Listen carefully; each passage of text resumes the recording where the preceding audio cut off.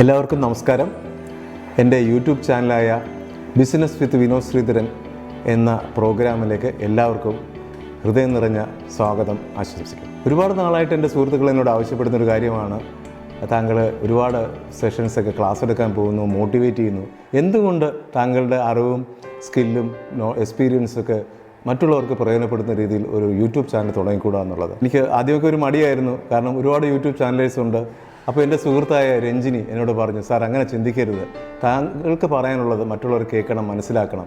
ശരിക്കും പറഞ്ഞാൽ രഞ്ജിനിയുടെ ഒരു മോട്ടിവേഷൻ കാരണമാണ് ഞാനിപ്പോൾ നിങ്ങളുടെ മുമ്പിൽ വന്നിരിക്കുന്നത്. രഞ്ജിനിയാണ് എനിക്കിതിനുള്ള എല്ലാവിധ പ്രോത്സാഹനവും തന്നത്. അതുകൊണ്ട് രഞ്ജിനിക്ക് ഒരു പ്രത്യേക നന്ദി. ഇതിൻ്റെ ക്യാമറ ചലിപ്പിക്കുന്നത് എൻ്റെ ഒരു അടുത്ത സുഹൃത്തും ഒരു എന്താ പറയേണ്ട ഒരു അന്താരാഷ്ട്ര ഫോട്ടോഗ്രാഫറായ അമേരിക്കയിലും കാനഡയിലും ഒക്കെ പോയിട്ട് വന്ന ഫോട്ടോഗ്രാഫി ഒരു പാഷനായിട്ട് കൊണ്ട് നടക്കുന്ന ഒരു ചെറുപ്പക്കാരൻ, കാണാനൊക്കെ ഒരു സുമുഖനാണ്. മഹേഷ് ഹരിലാൽ എന്നാണ് അദ്ദേഹത്തിൻ്റെ പേര്. ഇൻസ്റ്റാഗ്രാമിലും ഫേസ്ബുക്കിലും ഒക്കെ അദ്ദേഹത്തിൻ്റെ പേജുകളുണ്ട്. നോക്കൂ, അദ്ദേഹത്തിൻ്റെ ക്വാളിറ്റി എന്താണെന്ന് മനസ്സിലാക്കും. അപ്പോൾ അദ്ദേഹമാണ് നമ്മുടെ ക്യാമറ എന്ന് ചലിപ്പിക്കുന്നത്. ഇത് അദ്ദേഹത്തിൻ്റെ സ്റ്റുഡിയോ ആണ്. എൻ്റെ പേര് ഒന്നുകൂടെ പറയാം, വിനോദ് കുമാർ ശ്രീധരൻ. ഞാൻ ഷോർട്ടാക്കിയതിന് വിനോദ് ശ്രീധരൻ എന്ന് പറയും. ശ്രീധരൻ എന്ന് പറയുന്നത് കൃഷ്ണൻ്റെ പര്യായപദമാണ്. അപ്പോൾ എൻ്റെ അച്ഛൻ്റെ പേര് ശ്രീധരൻ. കൃഷ്ണൻ എന്ന് പറയുന്നത് ഭഗവത്ഗീത പറയുന്നത് കർമ്മമാണ് വലുത്, ഫലം നോക്കാതെ കർമ്മം ചെയ്യുമെന്നാണ് കൃഷ്ണൻ ഭഗവത്ഗീത പറഞ്ഞിരിക്കുന്നത്. അപ്പോൾ എൻ്റെ പേര് വിനോദ് ശ്രീധരനകത്ത് കൃഷ്ണനുണ്ട്, കർമ്മമുണ്ട്. എൻ്റെ അച്ഛൻ്റെ ഒരു ഇൻഡസ്ട്രിയൽ സൂപ്പർവൈസറായിരുന്നു. അതിൻ്റെ സംസ്ഥാന പ്രസിഡൻ്റായിട്ടും സെക്രട്ടറി ആയിട്ടും വർഷങ്ങളൊരുന്ന നേതൃത്വ പാഠവുമുള്ള ഒരു നല്ല മനുഷ്യനായിരുന്നു. മരണപ്പെട്ടു പോയി. ഇനി അടുത്തത് അമ്മയാണ്. അമ്മയുടെ പേര് സരസ്വതി എന്നായിരുന്നു. സരസ്വതി എന്ന് പറയുന്നത് അറിവാണ്. അപ്പം വായിക്കണം, പഠിക്കണം, ഡിഗ്രികൾ നേടണം എന്ന് ഞങ്ങളെ പഠിപ്പിച്ചു തന്നത് എനിക്കൊന്ന് അച്ഛനെക്കാട്ടി കൂടുതൽ അമ്മയാണ്. മറ്റുള്ളവരോട് സ്നേഹത്തോടെ പെരുമാറുകയും ബന്ധങ്ങൾ നിലനിർത്തുകയും ഗർഭിണികളുടെ അടുത്ത് പോകുമ്പോഴത്തേക്ക് കാച്ചിലും ചേമ്പും കപ്പയും ഒക്കെ പുഴുങ്ങിയത് കാന്താരി ഉടച്ചു കൊണ്ട് കൊടുക്കുന്ന ശീലം അമ്മയ്ക്ക് ഉണ്ടായിരുന്നു. ഒരുപക്ഷെ എനിക്ക് തോന്നുന്നത് ഞങ്ങൾ 4 ആൺമക്കൾ മാത്രമായിരുന്നതുകൊണ്ട് പെൺകുട്ടികളോട് അമ്മയ്ക്കൊരു വലിയ സ്നേഹമായിരുന്നു. അതുകൊണ്ടായിരിക്കാം എനിക്കൊരു കുഞ്ഞ് ജനിച്ചപ്പോൾ അതും പെൺകുട്ടിയായി. എൻ്റെ അമ്മയുടെ അതേ നക്ഷത്രം ഉത്തര നക്ഷത്രമാണ്. അവൾക്കൊരു പെൺകുട്ടി ജനിച്ചപ്പോൾ അതും പെൺകുട്ടിയാണ്. അപ്പോൾ ചുരുക്കം പറഞ്ഞാൽ ഇപ്പോൾ ഞങ്ങളുടെ വീട്ടിൽ എൻ്റെ ഭാര്യ, എൻ്റെ മകൾ, എൻ്റെ കൊച്ചുമകൾ മെജോറിറ്റി പെണ്ണുങ്ങളാണ്. ഞാനും മരുമകനും ഞങ്ങൾ മൈനോറിറ്റിയാണ്. ഇന്നത്തെ വിഷയം അതൊന്നുമല്ല. ലെവിൻ എന്ന് പറയുന്ന ബ്രാൻഡിൻ്റെ പുറകിലുള്ള കഥയാണ് ഞാൻ പറയുന്നത്. ലെവിൻ എന്ന് പറയുന്നത് എൻ്റെ സ്വന്തം ബ്രാൻഡാണ്. എൻ്റെ കമ്പനിയുടെ പേര് Levin business solutions private limited എന്നാണ്.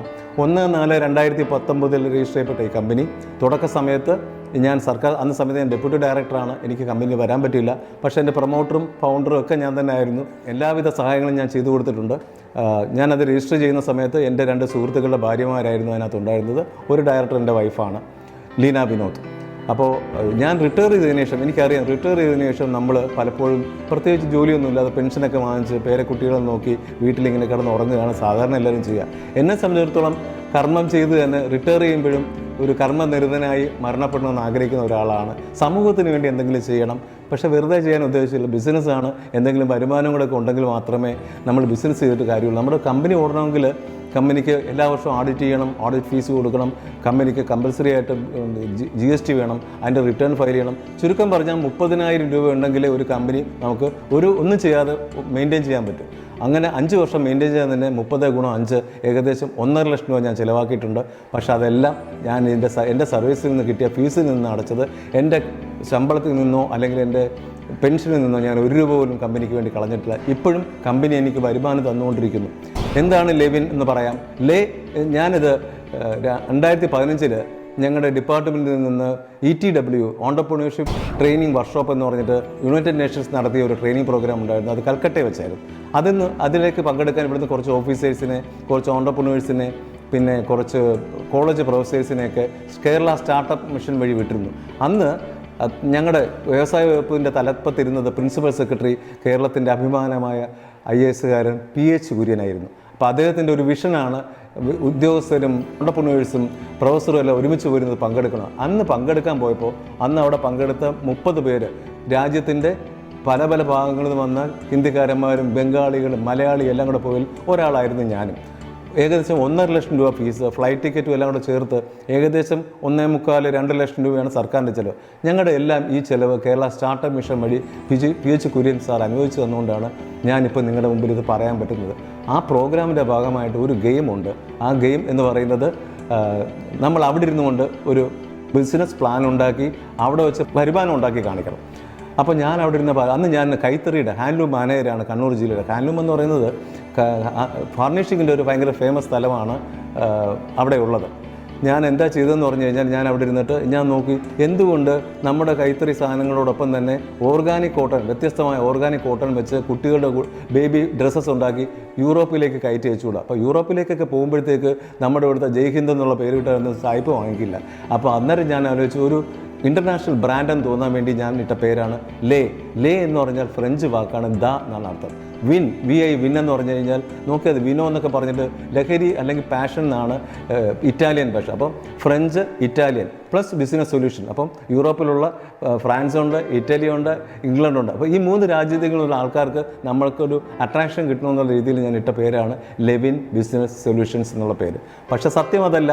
ഇതിൻ്റെ ഡയറക്ടർ, അന്നത്തെ ഒരു ഡയറക്ടറായിട്ട് വന്നത് ലീന വിനോദാണ്. അതെൻ്റെ ഭാര്യയാണ്. അവരൊരു സ്കൂൾ ടീച്ചറാണ്. അപ്പോൾ അവരുടെ പേരിൽ നിന്ന് ഞാൻ ആദ്യത്തെ 2 അക്ഷരം എടുത്തു, ഒരർത്ഥം ഉണ്ടാക്കിയില്ലേ. വിനോദിൻ്റെ പേരിൽ നിന്ന് 3 അക്ഷരം എടുത്തു, വിനോദ്, വിൻ. അതാണ് ലേവിൻ. സത്യത്തിൽ ലേവിൻ ബിസിനസ് സൊല്യൂഷൻസ് എന്ന് പറയും. ഇപ്പോൾ ഇതാണ് എൻ്റെ പുറകിലുള്ളൊരു സ്റ്റോറി. പിന്നെ ഇപ്പോഴും ലെവിൻ സൊല്യൂഷൻസ് എന്തിനാണെന്ന് ചോദിച്ചു കഴിഞ്ഞാൽ അന്ന് ഓർഗാനിക് കോട്ടൺ ചെയ്യാൻ വേണ്ടി ശ്രമിച്ചെങ്കിലും എനിക്ക് പിന്നീട് മനസ്സിലായി യൂറോപ്പിലേക്ക് ഡ്രസ്സൊക്കെ കൊടുക്കണമെങ്കിൽ, ബേബി ഡ്രസ്സൊക്കെ കൊടുക്കണമെങ്കിലുള്ള കണ്ടീഷൻസ് ഒരുപാടാണ്. നമ്മൾ വിചാരിക്കുന്ന രീതിയിൽ വിൽക്കാൻ പറ്റില്ല. ലൈസൻസിങ് ഒക്കെ ഒരുപാട് പ്രയാസമാണ്. അപ്പോൾ ഞാൻ വിചാരിച്ചു എന്തിനാണ് ഇത്രയും പാടുപെട്ട് ഇങ്ങനെ ചെയ്യുന്നത്. ഞാൻ ഏകദേശം 10-30 വർഷം അന്ന് സർവീസിൽ ഇരുന്ന് കഴിഞ്ഞു. നമ്മുടെ ഇത്രയും നാളത്തെ അറിവും നോളജും എക്സ്പീരിയൻസൊക്കെ എന്തുകൊണ്ട് ഇത് റിട്ടയർ ചെയ്തതിനു ശേഷം സർവീസായി കൊടുത്തുകൂടാ.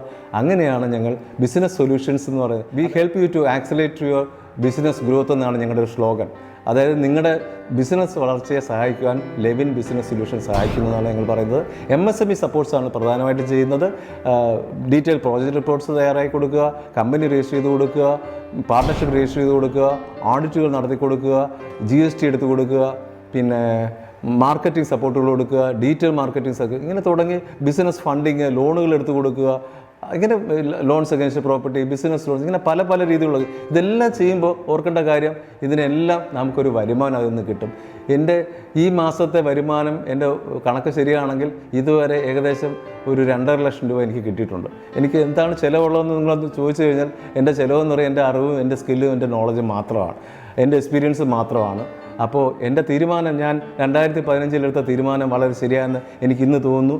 തുടക്ക സമയത്തിൽ കുറച്ച് പൈസയൊക്കെ എൻ്റെ കയ്യിൽ നിന്ന് പോയെങ്കിലും ഓരോ വീഴ്ചകളും ഓരോ ലേണിംഗ് ആണ്. ഒന്നും നഷ്ടപ്പെടാതെ ഒന്നും നേടാൻ പറ്റില്ല. തീർച്ചയായും ഒരു സംരംഭകൻ എന്ന് പറഞ്ഞു കഴിഞ്ഞാൽ ഉറപ്പായിട്ട് റിസ്ക് എടുക്കാൻ മനസ്സുള്ള ഒരാളായിരിക്കണം. ഇനി എനിക്ക് റിട്ടയർമെൻ്റ് ഇല്ല. ഞാൻ സർക്കാർ സർവീസിൽ നിന്നേ വിരമിച്ചുള്ളൂ. എൻ്റെ സ്ഥാപനത്തിൽ ഞാൻ മരിക്കുന്നവരും CEO ആയിരിക്കും, മാനേജിംഗ് ഡയറക്ടറായിരിക്കും. എൻ്റെ കൂടെ വർക്ക് ചെയ്യുന്ന 2 പെൺകുട്ടികൾ ഈ ഷോ കണ്ടുകൊണ്ട് അപ്പുറത്ത് പുറകെ നിൽപ്പുണ്ട്. അവരുടെ കുടുംബത്തിലേക്കുള്ള ശമ്പളം കൊടുക്കുക. ഒരുപാട് പേർക്ക് എൻ്റെ ഒരു ബിസിനസ് മോഡൽ എന്ന് പറയുന്നത് നെറ്റ്വർക്കിങ്ങിലാണ് ഞാൻ വിശ്വസിക്കുന്നത്. എൻ്റെ കൂടെ നിൽക്കുന്ന, ഇപ്പോൾ എൻ്റെ മുമ്പിലിരിക്കുന്ന രഞ്ജിനി എൻ്റെ ഒരു പാർട്ട്ണറാണ്. ഞങ്ങൾ ചേർന്നിട്ടാണ് നാടൻ റൂട്ട്സ് എന്ന് പറയുന്ന ഇ-കൊമേഴ്സ് ചെയ്യുന്നത്. കിട്ടുന്ന വരുമാനം 50-50. ഞങ്ങൾക്ക് കിട്ടുന്ന വരുമാനത്തിൽ നിന്ന് ഒരു എമൗണ്ട് ഈ സ്കില്ല് ഞങ്ങൾക്ക് ഷെയർ ചെയ്യുന്ന മഹേഷ് ഹരിലാലിന് ഞങ്ങൾ പേയ്മെൻറ്റ് കൊടുക്കും. അപ്പം ഞങ്ങൾ ചെയ്യുന്ന കൊച്ചു കാര്യങ്ങൾ ഒരുപാട് പേർക്ക് ജീവിക്കാനുള്ള ഒരു മാർഗം കിട്ടുന്നുണ്ട്. ഒരുപാട് പേരുമായിട്ട് അസോസിയേറ്റ് ചെയ്തിട്ട് എൻ്റെ കയ്യിലുള്ള സ്കില്ല്, എനിക്കില്ലാത്ത സ്കില്ലുമായിട്ട് എന്നെ അസോസിയേറ്റ് ചെയ്യുമ്പോൾ എൻ്റെ കൂടെ നിർത്തുക, പരസ്പരം സഹായിക്കുക. ഒറ്റയ്ക്ക് വളരുന്നതിന് പകരം ഒരുമിച്ച് വളരാം എന്നുള്ളതാണ് ലെവിൻ്റെ policy. Thank you so much. അടുത്ത എപ്പിസോഡിൽ നമുക്ക് കൂടുതൽ കാര്യങ്ങളുമായിട്ട് വീണ്ടും കാണാം. Thank U.